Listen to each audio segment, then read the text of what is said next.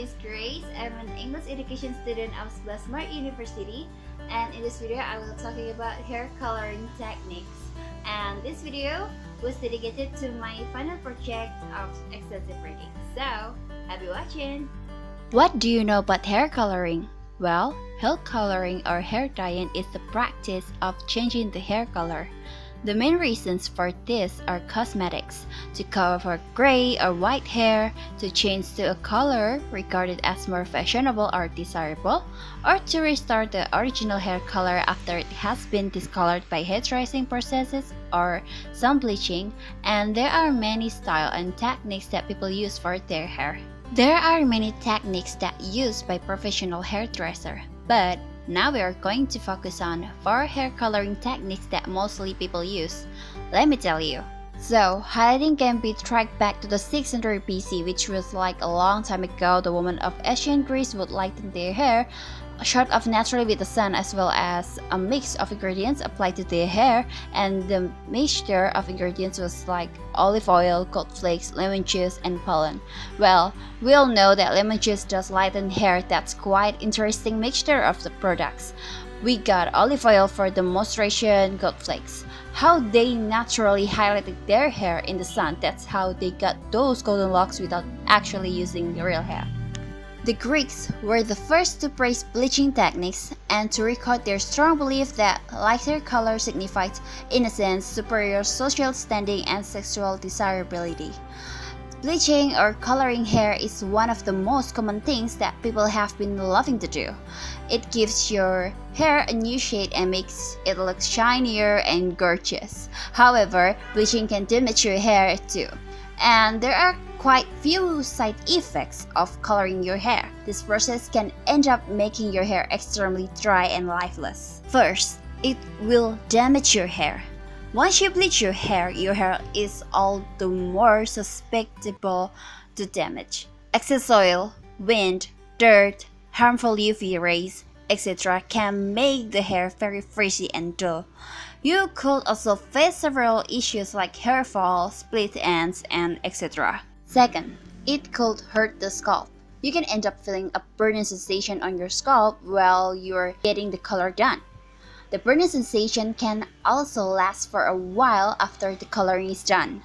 This is all due to the strong chemicals that are present in the bleaching products.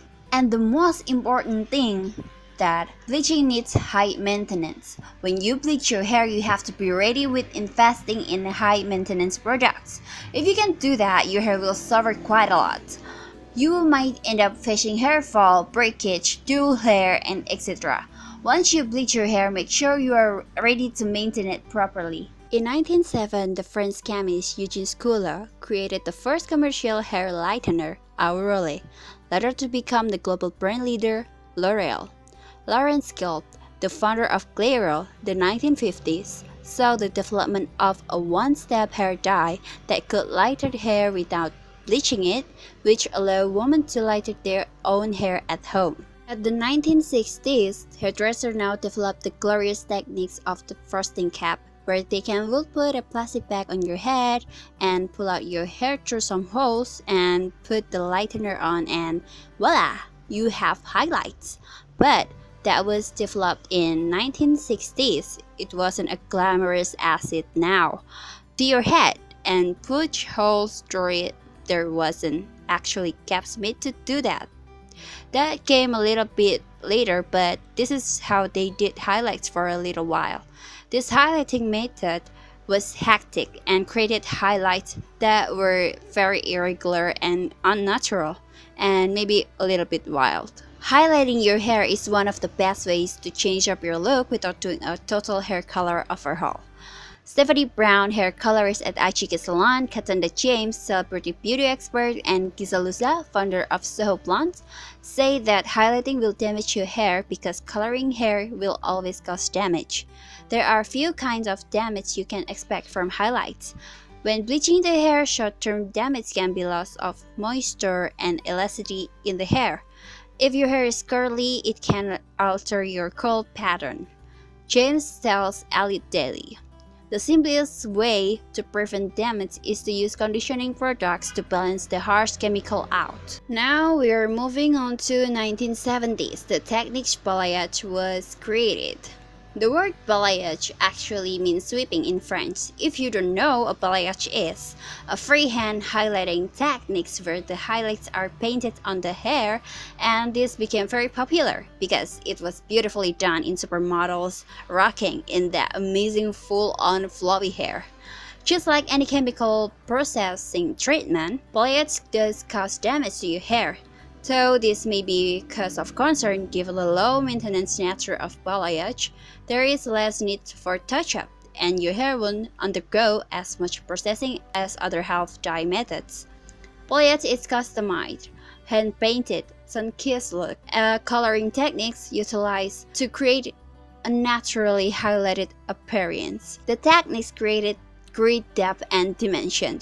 You have dimension throughout the hair as opposite to dimension just on tips of the hair, which is common with an ombre application. Around 2013 is when the ombre went mainstream now. The short of ombre technique is not fully developed, but 2013 we saw a lot of celebrity with ombres.